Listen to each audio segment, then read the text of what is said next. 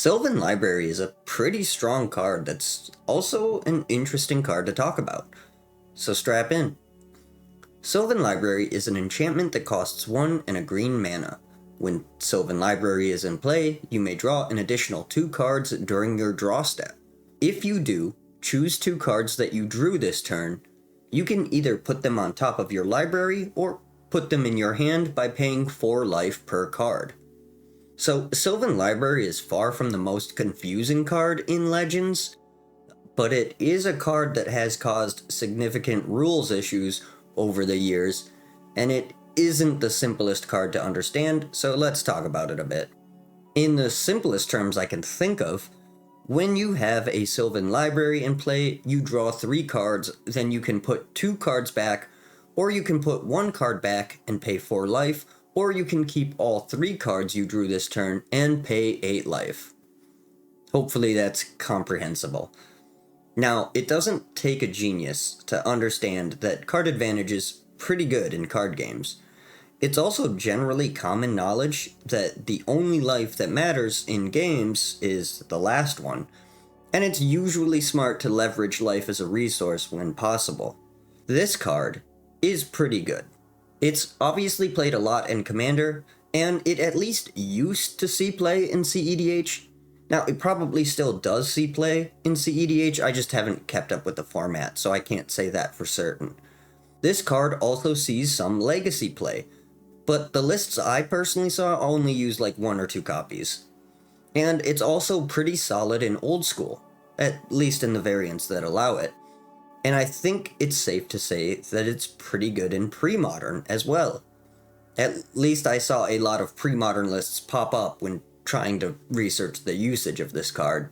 I didn't see any vintage lists running it, but it's probably sick in casual vintage. I don't know. Hard to say. Now, paying 8 life for 2 cards might seem like a lot, and it definitely is. But I think that makes this card more interesting.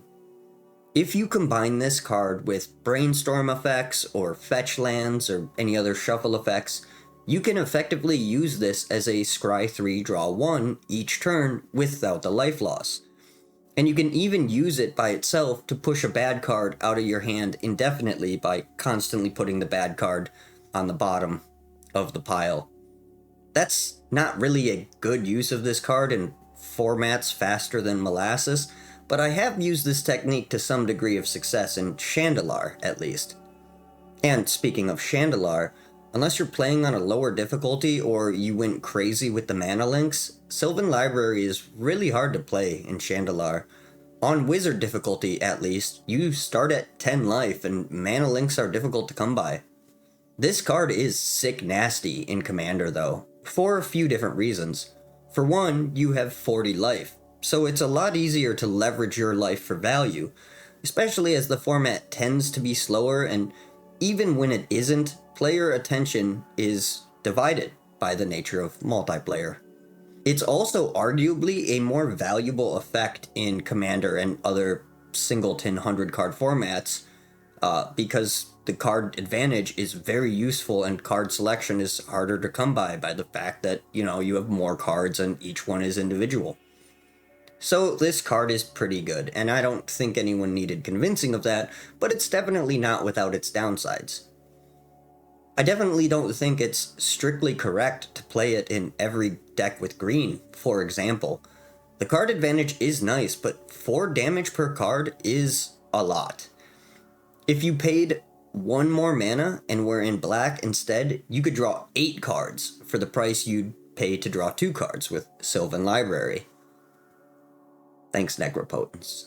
You can also only draw 5 extra cards off of Sylvan Library before you're at 0 life in formats with 20 life. So, most of them. Sylvan Library is so interesting to me because the effect is obviously good, but the cost is pretty fucking steep. I'm actually really excited for you old heads to pop into the comments and tell me your experience with Sylvan Library when Legends was available, because I wouldn't be surprised to hear that people thought this card was terrible. I've been informed that a lot of early adopters of Magic hated Swords to Plowshares because it gave your opponent a decent amount of life. I imagine trading your life felt a lot like lowering your score for no real good reason, and so people tended to avoid cards with heavy costs, especially life point costs. I personally really like the steep cost of Sylvan Library. It really forces you to examine your options, and the tension a card like this can cause is really fun, for me personally. I also mentioned briefly earlier in this video that this card has been a bit of a headache as far as rulings go, so let's talk about that quickly. The biggest annoyance with Sylvan Library is that you can't put a card back that you haven't drawn this turn. And because your hand contains hidden knowledge, this can be an issue. In order for your opponent to know for sure that you didn't cheat, there either needs to be a judge standing behind you, seeing every card in your hand, or you need to keep your hand at least semi-separated from the cards that you drew this turn as you resolve Sylvan Library.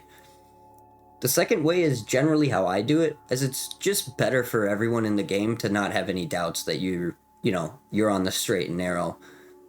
I simply set my hand to the side and draw any cards that I'm going to be drawing before the Sylvan Library finishes resolving, and then I put cards that I obviously drew this turn back onto the deck, or pay the life, or, one of each.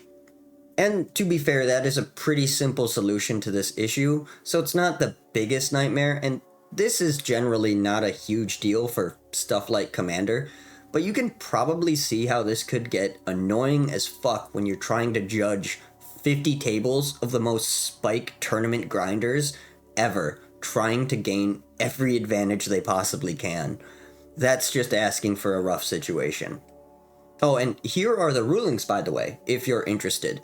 They are pretty funny, but there's not really anything extra crazy in here. And I guess we should talk about the potential color pie break of this card as well. This is a pretty strange card for green. Paying life isn't something green usually does, but at the time Channel existed, so it's not exactly unheard of. Drawing cards is also pretty interesting for green, because it does have a lot of card draw, if you're in an eternal format anyway, but usually the card draw is either attached to creatures or based on your power or something else to do with creatures. But green does regularly draw cards. I would guess that the lion's share of green's card draw usually comes from Commander products or sets that don't enter standard, but honestly that's entirely vibes based and I could be wrong on that. I guess the point I'm trying to make is that I don't personally see this card as a color break, but it's also definitely not a common green effect. Personally, I'm really happy it exists.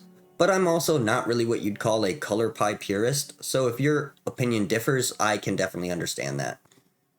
Anyway, with that out of the way, we should talk about the art, because we have 6 different arts to talk about today. But before we get into that, I should probably at least address the controversy that is Harold McNeil. Alright, so for those of you who don't know, Harold has been accused of being openly prejudiced. I didn't personally dig too deep into this guy's life or his beliefs because I don't think this actually matters. At least not here. I talk about Magic history and am not here to tell you guys how to think or even to discuss what is morally acceptable or correct. Based on what I've heard, I don't personally agree with Harold on much of anything, but what I think about real-world bullshit isn't relevant. We are here to talk about Magic and Magic history, and this is part of the history. So I'm going to discuss the art with no consideration to the beliefs or values of the artist because it's just not relevant to this discussion. But I'll also say I don't think people should get worked up about the moral or political views of artists, actors, or influencers because these people are entertainers, not scholars. No offense to any artist, but any glue eater can paint a picture, so getting upset when an artist says something that sounds like something a glue eater would think, well, it's kind of blowing things out of proportion, if you ask me. I'm also not big on moderation here because I think people should be allowed to speak their minds and have some pushback. I've only had to delete a couple of comments, and I prefer to keep that number low, but I am beholden to the terms of service I signed to have this platform, so if you must discuss this topic, please be respectful to each other and avoid saying anything that even seems like it might cross a line. Thank you. I'm sorry to take this much time addressing this and being a giant buzzkill and a bit of a douche, so let's just move on and talk about the art. So, Harold McNeil illustrated the original Sylvan Library, and this art is really fucking banger. Harold has an interesting style that has a lot of fans, but personally, I find a lot of his art to just look like he smeared a greasy rag across a canvas. Sylvan Library is one of the few pieces of his that I genuinely really enjoy. The shading and whatever dabbing technique he used on the foliage of the trees is phenomenal and really brings this piece to life. The moss on the trunk of the library proper is also fantastic, and the beacon of light is super well done.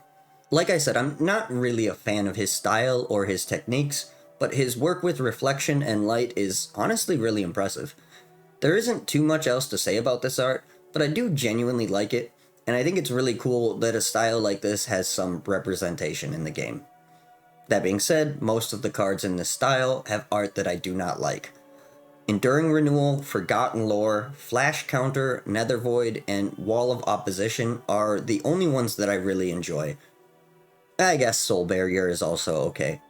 The point here is that I think this Sylvan Library is really well done. They have reprinted this card a surprising amount though. This is one of those cards that they printed a couple times, then decided it was a bit strong, a bit confusing, and maybe a bit dissonant from the color pie, so they decided to stop printing it at like around 5th edition. Then Commander became the format of choice, and demand for Sylvan Library shot up, and well, Commander Arsenal, Eternal Masters, and Commander Collection Green aren't gonna sell themselves, so they reprinted this. Anyway, Young Hao Han illustrated this version for Commander's Arsenal, and this version is also really fantastic. It's very clearly inspired by the original, and I think it does a great job of being unique, yet also a continuation of what the previous art was doing.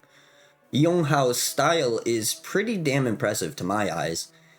They managed to use simple shapes to express a lot of depth and complexity. I think that's really cool. The foggy and bright sky is also really well done and expresses the type of environment you'd expect while strolling through, this valley. I bet it's sticky and humid. Anyway, another 8 years later and we get this art by Brian Sola as part of the Commander Collection Green. This art is well executed, but I don't really know what floating monks with loots have to do with forest libraries. I do like the art, it just kind of feels irrelevant to me personally. I'm sure there's a story or some lore from some article or blog post or book that explains this, but the art by itself doesn't feel like it speaks to what's implied. I'd love to hear from anyone who has a better interpretation of this piece, but for me it's just kind of okay. The art is good, but I do love old school art more, and this is definitely not old school art. The next art is by Raul Vitali and is exclusive to the 2021 Legacy Championship oversized card. So you won't be able to play with this one, but that doesn't mean we can't appreciate it. I really like this art. It's well detailed, but the techniques and style still give it an old school kind of vibe. I could see this art in old border and I think it would be a banger. It also tells a decent story, with the denizens of the forest gathering quietly to study and discuss their knowledge of plants and how bugs fuck. Personally, I find that beautiful. The art, not the bug fucking lectures. The lighting is sick fucking nasty good too, and that waterfall brings me peace. Overall, this version is solid. It's kind of a shame that it's exclusive, but that also makes it cooler in its own way. It's something to earn, and that's pretty cool. Not something I'll ever have, but that's okay. We can still appreciate the art. But let's move on. Next we have this version from Dominaria Remastered, illustrated by the OG Mark fucking Poole. Hell yeah. It's always great to see how these early artists have improved and changed over time. This piece is fantastic, the story is amazing, and the scale is incredible, and the light from inside this giant library is just so fucking cool. In some ways, this reminds me of his illustration of Library of Alexandria, and I really like that. It's obvious he's come a long way with his craft though. This is just such a cool fucking piece. This is another one I'd love to see in old border. I'm a big fan of Mark Poole's. Alright, we only have one more art to talk about. It's from a secret layer, so let's check that out. This version was done by, I think it's pronounced something like Monica Palo Rodriguez. Hopefully, I didn't butcher that. Anyway, this secret layer is part of the National Association of Latino Arts and Cultures, and I think that's pretty fucking cool. This is definitely not my favorite art, but I do think it's really cool when they show off art stylings from different cultures.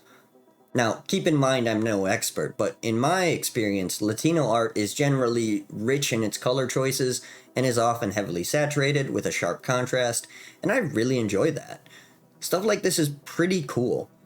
I don't know the culture anywhere near enough to understand if this is referencing something or if this makes sense as a representation of Sylvan Library, but I do like looking at the picture. Overall, it's pretty cool, but I don't really have any insights that I can give on this particular art. I do like looking at it though. But that's it for the Sylvan Library art. Sylvan Library is a really interesting card, and there was a lot to talk about in this one, so I didn't necessarily have the time or energy to get too deep into the weeds with it. As always, I genuinely love to hear your thoughts on Sylvan Library and any cool stories you might have or interesting uses of the card that I just glossed over or didn't mention. Oh, and one last reminder to please be respectful in the comments. Every person has blind spots, so let's try not to argue about serious topics in the comments of a fucking magic video. I promise that you won't change anyone's mind. Thank you for being respectful, I genuinely appreciate it. But yeah, I think that's all I have for you today. So you are welcome to like the video if you liked it. You can, of course, subscribe if you give a shit, but either way, I hope you have a magical day. Thank you for watching.